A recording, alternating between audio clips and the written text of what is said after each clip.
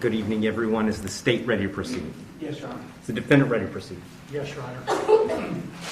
Sorry, it took me a little bit longer than anticipated, but there was a lot of information to consider. Let me just start by saying that, as multiple people have observed, this is a particularly difficult case because there's really nothing that the court can do that's capable of fixing the harm that has been caused to the victims in this case. So that being said, I've got to start with the law. I'm bound by the law, and the law gives me a guideline for how to analyze an appropriate sentence in this case. So I want to start with the Camacho case. It's really the first thing I need to address is whether or not the court's going to depart from the minimum in this case, which is 222 months or approximately 18 and a half years in the Florida State Prison as a minimum.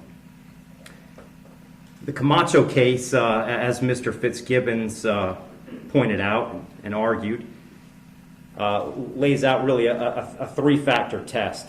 Is there a valid legal basis for departure? Is there competent substantial evidence that the facts support an application? Or do the facts apply to the departure basis that is being asserted?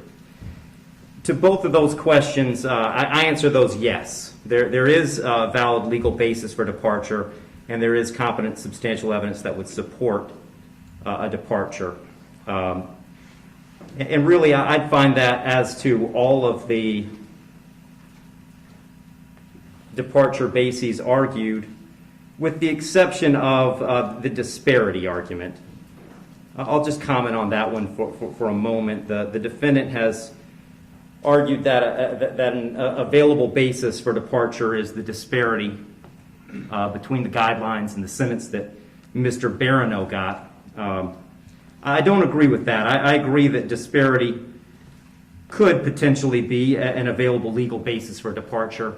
But in this case, I don't think it applies because I do think that there are important substantive differences between the facts as applied to Mr. Barano and the facts as applied to Mr. Herrin. The state's put those on the record. I won't elaborate on it too much other than to say I think that the difference, the age of majority for Mr. Herrin is one of those. But mostly I just think that the facts are different as between those two defendants. And so I don't believe that the facts in this case support that as a departure basis because I believe that a disparity in sentence between Mr. Barano and Mr. Herrin is appropriate in this case. That brings me to the third question of should essentially the third factor under the Camacho case is should the trial court depart? And the court in this case is going to decline to depart. So I'm answering that question in the negative. The trial court in this case is not going to depart.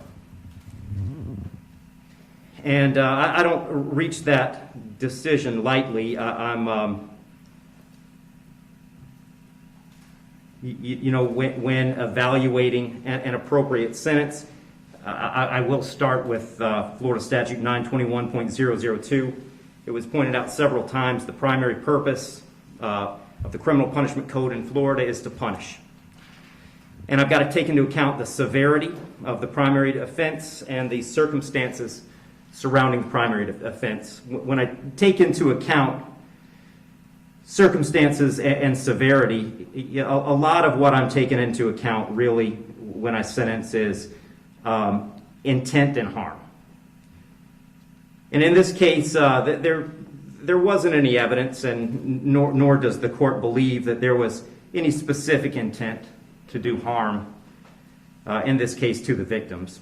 But there was intent to drive at an egregious speed, 102 miles an hour, regardless of the consequences and regardless of of who that ended up harming. And then the second part of that, the second component, is the harm caused. And in this case, it's just impossible to have greater harm than the harm that occurred in this case, which was the loss of a mother, loss of a baby, and really the loss of a family as it existed when this occurred.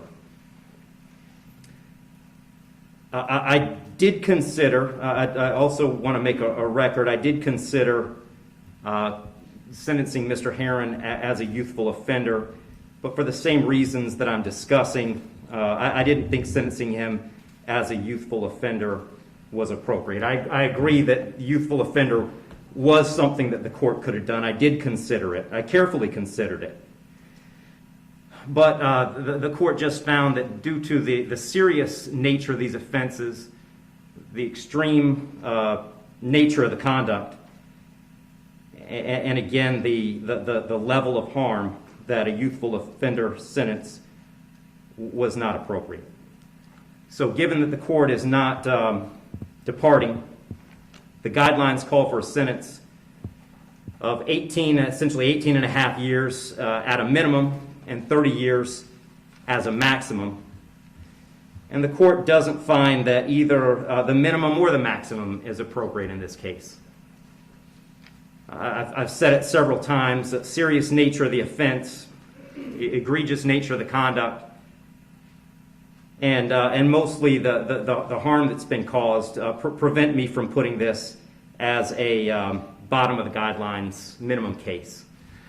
But the departure bases argued by the defendant did provide some reason not to put it at the top of the maximum.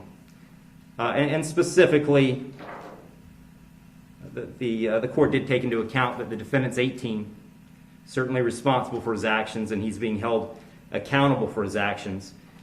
But the age of 18, the court finds, is a mitigating factor and shouldn't put this at a maximum. Also, the complete lack of prior criminal history is something that the court considered as preventing this from being at the top. So having said all that, the court is going really toward the middle between the minimum under the guidelines and the maximum punishment permitted under Florida state law. So on count one, vehicular homicide, the court's going to adjudicate the defendant guilty, sentence him to 9 years in the Florida State Prison. On count two, same charge, court will adjudicate the defendant guilty, sentence him to 15 years Florida State Prison, and that'll run consecutive to count one for a total of 24 years Florida State Prison. Count three is a misdemeanor, unlawful racing on a highway, so the court will adjudicate the defendant guilty, sentence him to time served. Give credit for time served, I believe, 2 days. Court will impose mandatory court costs. Mr. Herrin, you have given up the right to appeal the determination of your guilt or innocence. You do have 30 days to appeal the sentence of the court. And I'll direct the bailiffs to take Mr. Herrin into custody.